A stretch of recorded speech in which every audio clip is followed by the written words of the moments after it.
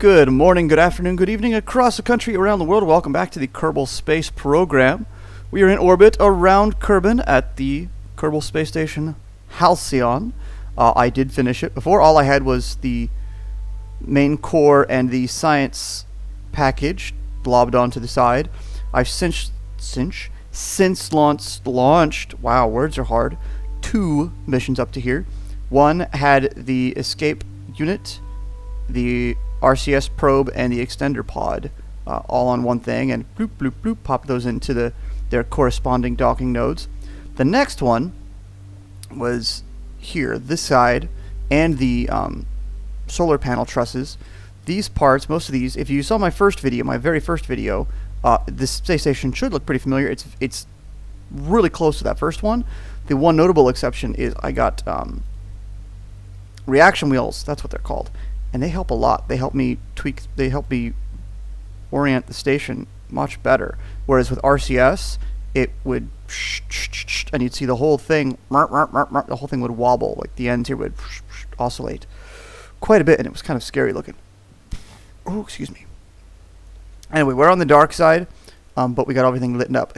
These parts over here, this big observation module, and these guys, and the giant cupola, these are part of the mod expansion pack, what have you, stock-like parts, or station expansion. It kind of has both names. It uses both names. That's from one point to another.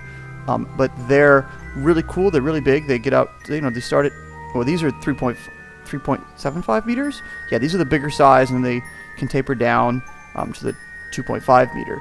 But they're a cool part, and they light up. I love the fact that they have windows that light up. Lights off. I think it's better with the lights on.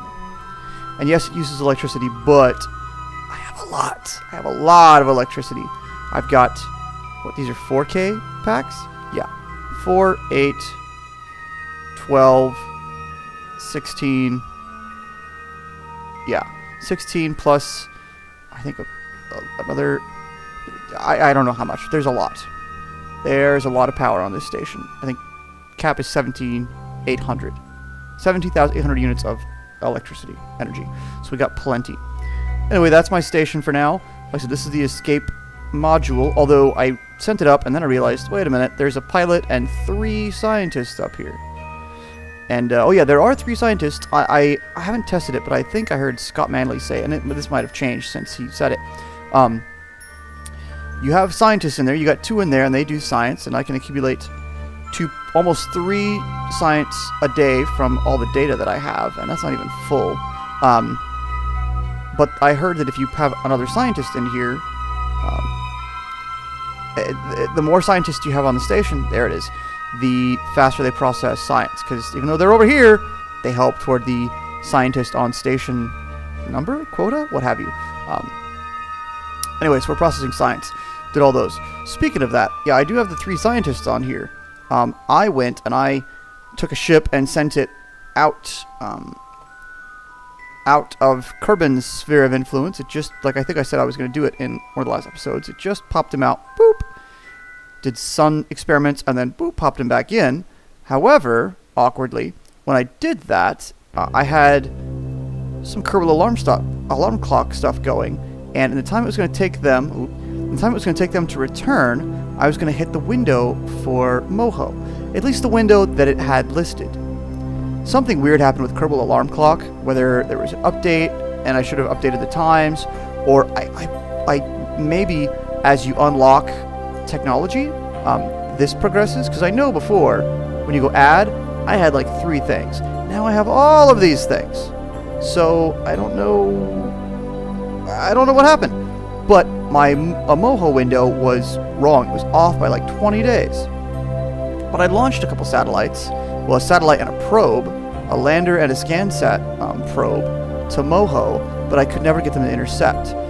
I've never actually sent anything to Moho, so it's partly my own fault. But then I realized, oh wow, look at how crazy that guy's orbit is. It's quite askew from anything else. So, the trick I figured out, I don't know. What's going to happen with these guys is they're going to have to travel all the way around to the ascending node because it's closer to the apoapsis. It'll use like less fuel in delta V. They have to change match planes, and then I think in that plane change, I think I have an interception. Actually, here, let's go in and find it and see. Switch 2. And please don't crash. Yeah. Come on. Scroll out. So yeah, we have a maneuver node set over here for 133 days away, but once we complete that node, and it's got, what is it? Yeah, 941, which is not great, but not horrible. Then we actually get an encounter. You're able to tune it for an encounter. So it's not ideal, it's not great, it's not the quickest transfer you could get, but it does it, and honestly, they're probes. There's nobody on there. It's not that big a deal. Let them go around and line it up. So they're going to do that. If I had tried to create a corrective node over here, or even back here, to intercept the planet, Moho, it would have used up all the delta V I had. Almost all the delta V. I would have had almost nothing left to enter orbit.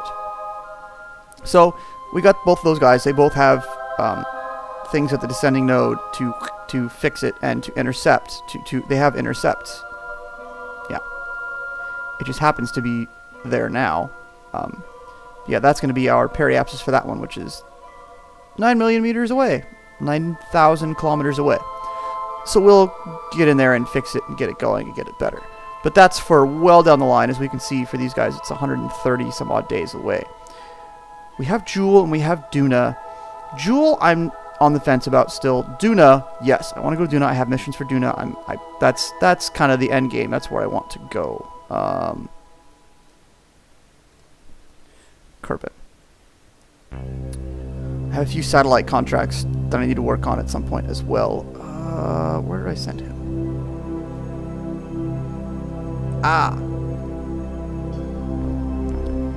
In the meantime, though, I worked on something that I kind of like. We're going to take a look at that now. Anyway, I actually did record all of my scientists going out, coming back in, and the ScanSat, those two probes launching, but it was such a struggle to figure out what to do. It was horrible. So I'm not actually going to show you guys. I'm just going to. It happened. It was bad, but it happened. In the meantime, though, I built this guy. It was my first time using the nuclear engines, and there's also, you can't really see it, but there is a poodle down in the bottom there. This is a mining ship. Yeah, I sent, what did I do? I also sent one ship on a suborbital trajectory to the poles of Kerbin and got a fair amount of science there. And I also sent a rover out to the shores of the grasslands and got some science there just to pop me up enough to get resourcing. In-Situ-Resourcing. What do we have for ore? Yeah, so we are collecting ore. We are mining ore from the surface of the moon. We have some small holding tanks. We have 2 ISRUs. Lots of fuel, and in the middle we have, of course, liquid fuel and oxidizer, and then because these guys only need liquid, just liquid fuel, and they're fairly efficient. But I landed here with about a little. Oh, I've already converted a little bit of ore into fuel, but I landed here with about 1,200. So anyway, I like this design. I really like this design. It's very stable. Even on this slope, which is a good 10 degrees, no wibble wobble.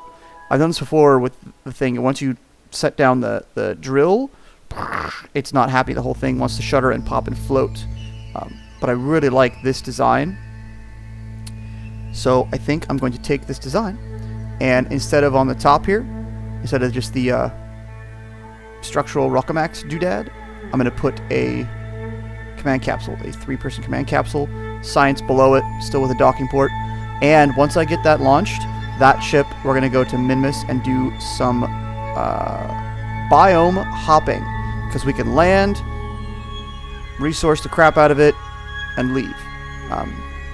It doesn't gather too much ore too terribly quickly. I don't really want to add,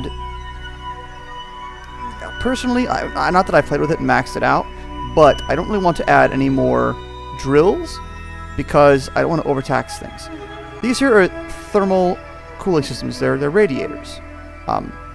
And you want them for the drills and for the ISRUs. When you click on it, you'll see thermal efficiency 100%.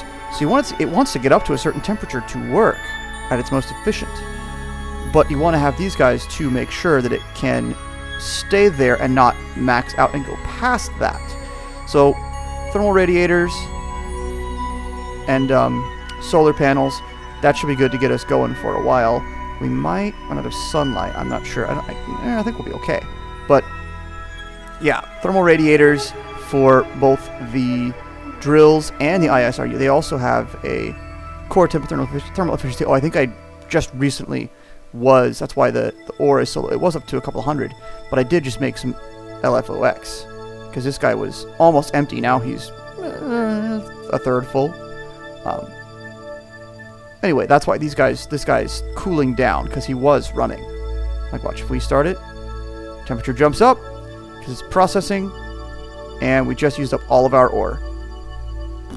And at that point, it's not worth the energy burn to keep it running. It's just running until a little bit of ore comes in, then it processes the ore, dumps it in the tank, and then it just sits there and waits and draws power. Not worth it at all. Anyway, I really like this design. I'm going to utilize this and, like I said, make it into words are hard, a manned ship, because we're going to take this guy to, I think, Minmus and do some biome hopping. Once we gather all the info we can from the biomes there, we're going to take it to the moon. And at this point, we're going to kind of enter a different phase of our local system exploration between Kerbin, the moon, and Minmus local.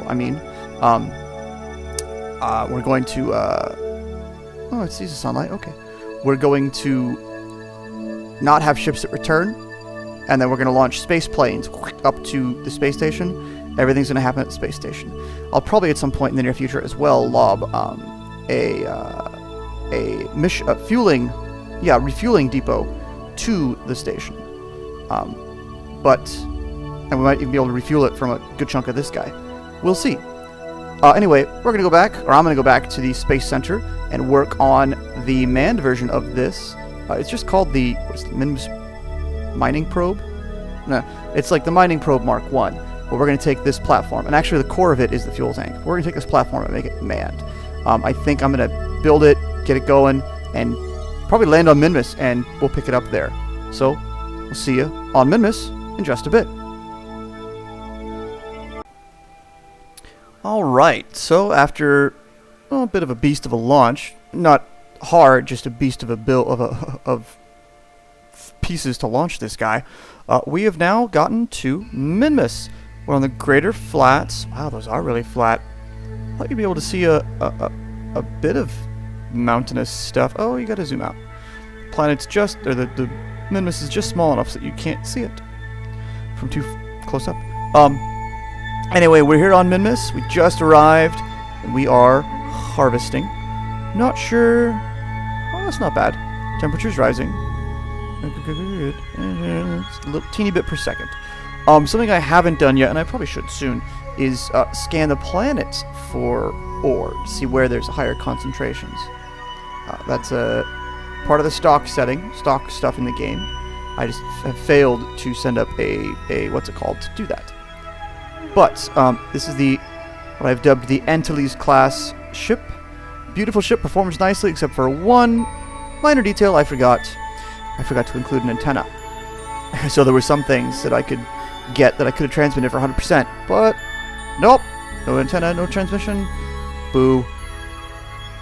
Yeah, all right, so good. We are accumulating ore. Excellent. While we're here, though, because we haven't been to the Greater Flats, we have a whole bunch of science. Boom, boom, boom, boom. Mystery goo, seismic. Ooh, temperature. All the science. Ooh, ooh. That boom gets close. Crew report as well. Of course, keep everything. Like I said, I would transmit the ones that I could for full, but I can't. And then, I did something I think is somewhat ingenious. Here, let's see. EVA, who do you send out? Mirax, okay. EVA. Cool. We'll actually get down to the ground before I do any surface stuff. Wait, didn't I just do this? Yeah. Anyway, I put an extender ladder here, but I put the little tiny ladders all the way around. It was really nice in orbit. You just get level with it, and you press A or D, boop, and she moves sideways, and then she just goes around with it. Isn't that great? Because now you can come here and take the data. You don't got to worry about EVAing and balancing yourself around. Take gravity data, take seismic data. Awesome. Take the data, and because she's a scientist, she's going to restore it. Take the temperature, take the pressure data.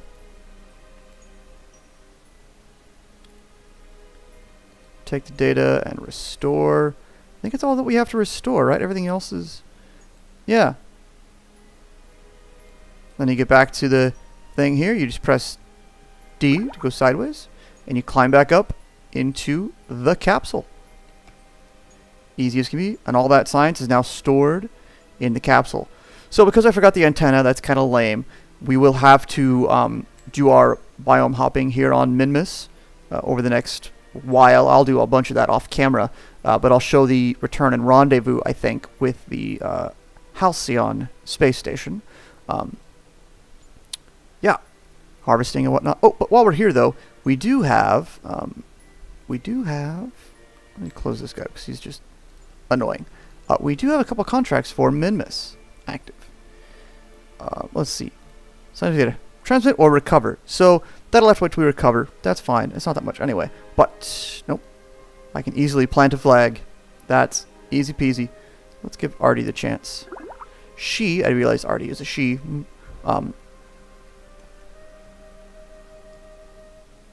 No, don't ragdoll. Oh, God. What?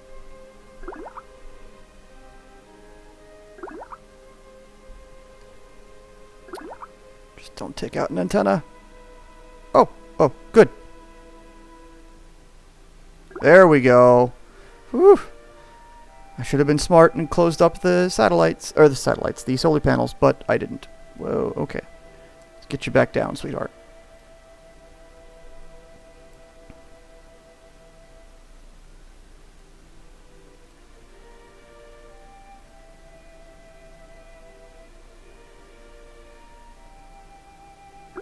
Boop. Alright, we've touched down on Minmus on the Greater Flats. Oh, she looks excited, doesn't she? So we're going to take a surface sample. Not a dessert product. Do an EVA report. And we're going to plant a flag. Awesome. And that will fulfill a contract. It already has. Name.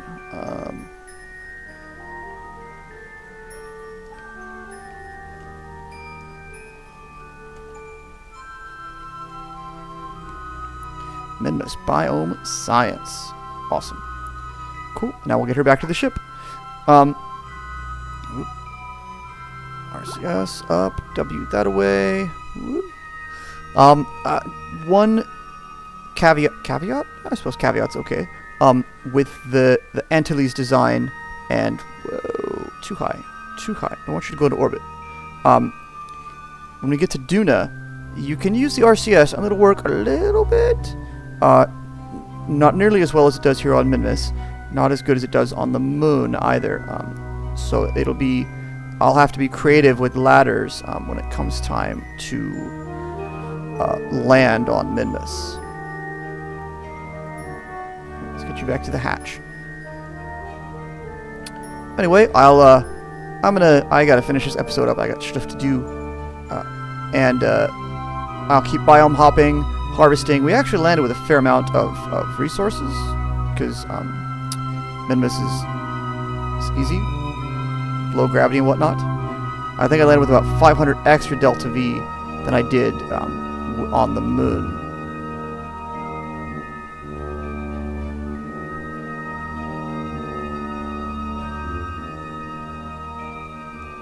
Come on, I know, tedious, I'm sorry. But I don't want to smash the solar panels because I want to be able to reuse this ship. Yeah, I know. She has some that are duplicates. That's fine. An EVA report was already stored. Cool. And we got a surface sample. So we got a fair amount of science tucked away in here. 16 items. That's cool. 300 science. 40.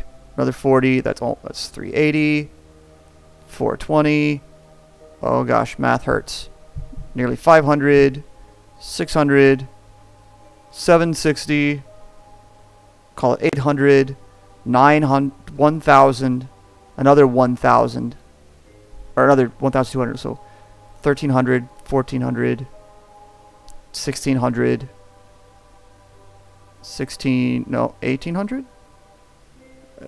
Call it approximately nearly 2,000 science. 2,000 points of science. And this is just one biome.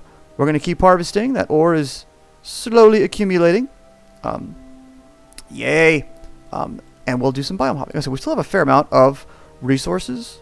So we could hop around now. And I might, because we're here. But there's all kinds of places to visit. Might get up to like a flat spot like this. Anywho, I got to get going. Yeah.